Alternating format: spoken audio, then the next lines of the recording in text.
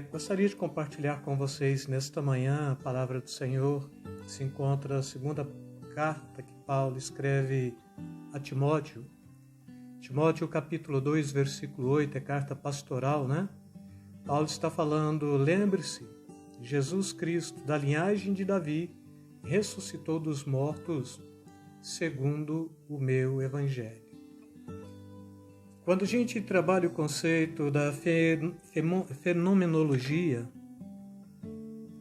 a gente trabalha muitos aspectos que remontam muitas propostas que não se traz como abordagem um tratado científico sobre isto, então não tem provas científicas. E aquilo que não se prova cientificamente, necessariamente, não significa que não existe. Do ponto de vista daquilo que não se prova cientificamente, eu trago mais a abordagem de que a própria ciência ela foi ineficaz e ineficiente para provar alguns fatos e algumas circunstâncias. Por exemplo, um deles, quando você põe a mão na cabeça de uma pessoa que está possessa, expulsa o demônio.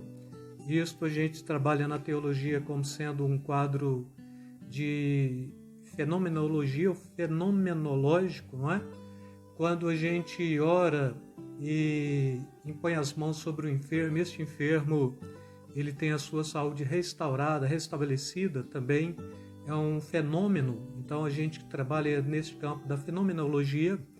E aqui o maior quadro fenomenológico de toda a história da raça, da humanidade, que não se prova cientificamente, mesmo porque a própria ciência ela é ineficaz para provar isto, ela não tem instrumentos, ela não tem arcabouço, ela não tem aqui espectros suficientes para provar esta possibilidade da ressurreição de Jesus.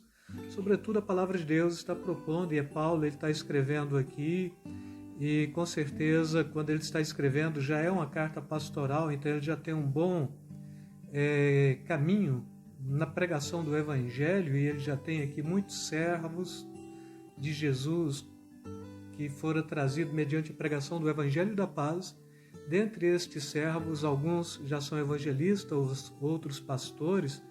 Por exemplo, Timóteo, ele fala, cumpre o ministério que há em ti, que te for imposto pelas mãos dos presbíteros, e o ministério era justamente este ministério da evangelização, não é? E Timóteo é um pastor novo, um jovem pastor. Alguns propõem que ele foi pastor antes dos 20 anos de idade.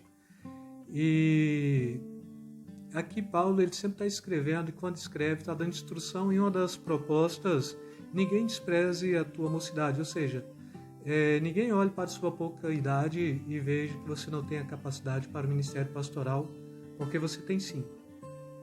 E quando Paulo está escrevendo isso para Paulo está dando instrução de como ele poder conduzir a igreja. Não é para a sua própria consciência, mas é para a consciência do rebanho, do público que Timóteo estava assistindo. Por isso é uma carta pastoral, instruindo um pastor em como lidar com o próprio rebanho. E assim a gente vai pegar a ressurreição como sendo a maior de todas as verdades já narradas nas páginas das Escrituras Sagradas. A gente vai pegar a ressurreição como sendo o maior de todos os fenômenos acontecidos. A gente pega o próprio mundo e a gente racha a história em duas partes, antes de Cristo e depois de Cristo. Dentro da igreja, a gente racha a história cristã mesmo, antes da morte de Cristo e depois da morte de Cristo, ou antes da morte e ressurreição de Cristo e depois da morte e ressurreição de Cristo.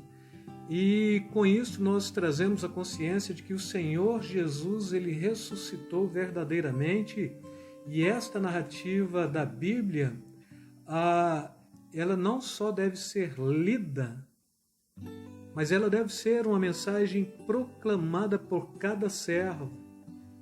E todas as vezes que um cristão, que um servo, que um obreiro, que um pastor proclama a ressurreição de Jesus, o Espírito Santo testifica como sendo uma afirmação verdadeira e fará que este processo possa produzir frutos na mente daqueles que ouvem a mensagem do Evangelho, de maneira que a ressurreição ela vai frutificar também na vida daquele que está sendo evangelizado para a vida eterna.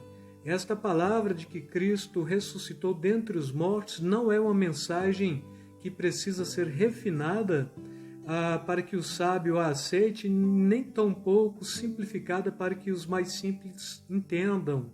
Mas a palavra da ressurreição de Cristo tão somente deve ser proclamada. E se falar, você tem prova científica? A resposta é simples. A ciência ela não tem suporte suficiente para tratar com este tipo de situação. É o Espírito Santo que testifica com esperança na vida daqueles que hão de aceitar a Jesus e daqueles que já são cristãos, né? Fé e alegria como sendo uma verdadeira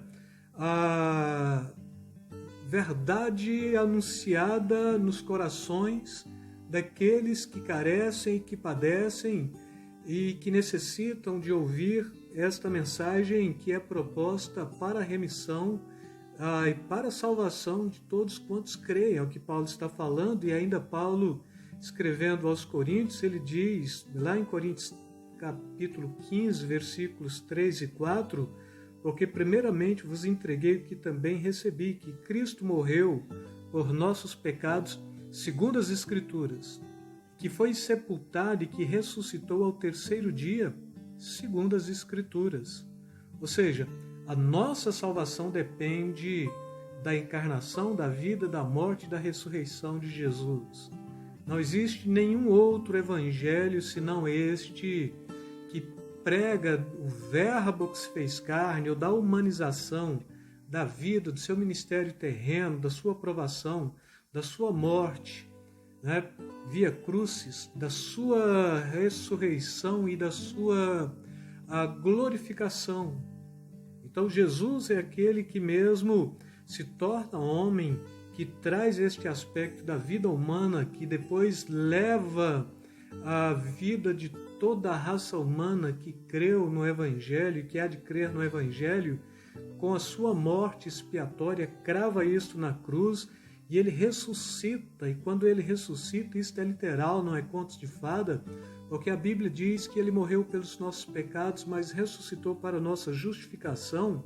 E Charles Spurgeon, ali em 1800 e pouquinho, a metade do século XIX, ele diz o seguinte: ele foi osso dos nossos ossos, carne de nossa carne, nos dias de sua morada aqui na terra.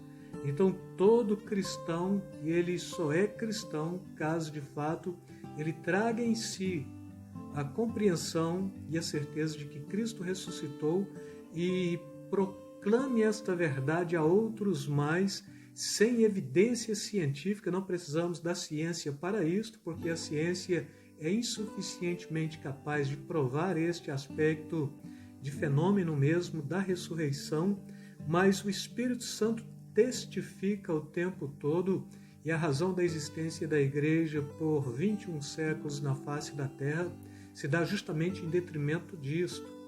A ciência que nega, mas a verdade que se apresenta, e o Espírito que testifica todos os dias na vida de cristãos, e estes cristãos que proclamam, que anunciam, pós-convicção de que de fato Cristo ressuscitou e agora a sua própria vida já está redimida, resgatada, e aí é João 10:10, não é?